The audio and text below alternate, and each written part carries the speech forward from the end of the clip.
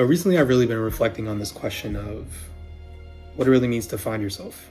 I think being a little past the halfway point of my 20s has allowed me to see enough to know that this decade of life is really make or break.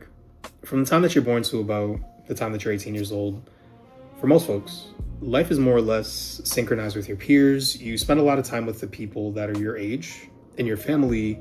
And while your experiences might be different based on the neighborhood that you grew up in, the school you went to, your family dynamic, I think the world's expectations of you are largely the same. You just got to go to school, follow the rules, and stay out of trouble.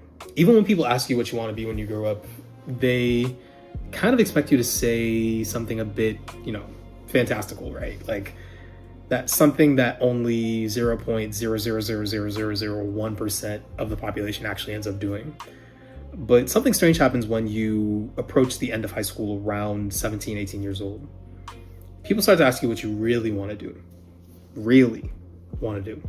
Like the answer that you gave when you were younger, that more ambitious, almost delusional answer won't cut it anymore. That's exactly when life starts to change. That's when the synchronization with the majority of your peers starts to dissolve. You're expected to know what you want to do for the rest of your life. And if you don't, there suddenly becomes this pressure to go out there and sort of find yourself. But I've always wondered, what the hell does that even mean? The more that I've thought about it, the more experiences that I've had, the more that I've seen how my experiences have shaped my perception of myself and vice versa, I've started to adopt the school of thought that finding yourself is kind of BS.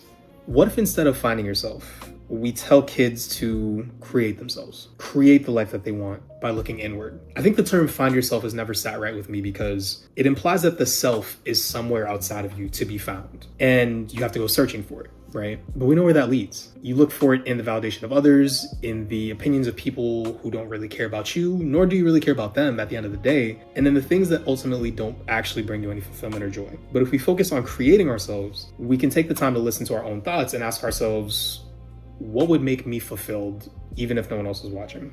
What aspects of my identity do I want to build up to have a life that is true to me? A lot of times this does require some exploration and figuring out and sort of pressure testing who you think you are in situations where you're gonna have to show up and stack that evidence. But I think the responses to that question, what would actually make me feel fulfilled if no one was watching?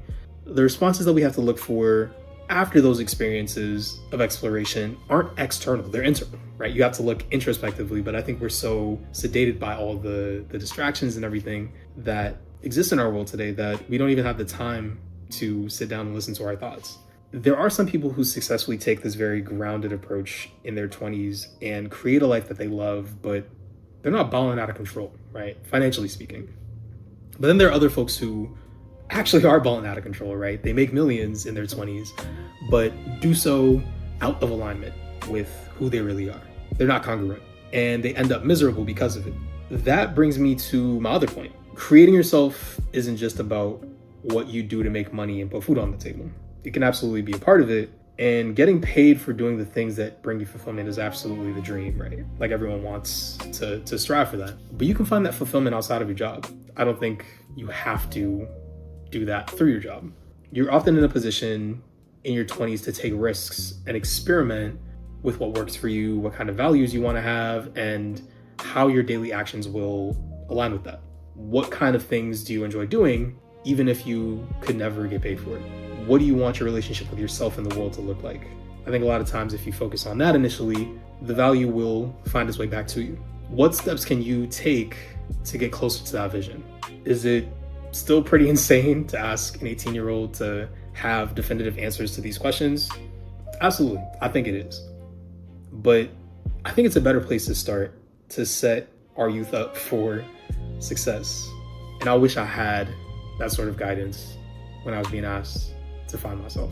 I always feel old as hell when I talk to someone who was born too late to remember Obama's first term or how the world was supposed to end in 2012. People that didn't live through that feel like a completely different species almost at times. But for the folks who are listening who are in that age range, this is the advice I wish I had when I was your age. I hope it resonates with you and convinces you to create the life that you want rather than crossing your fingers and hoping that it comes to be or hoping that it finds you or hoping that you find it out there. You have to make it. Appreciate you tuning in.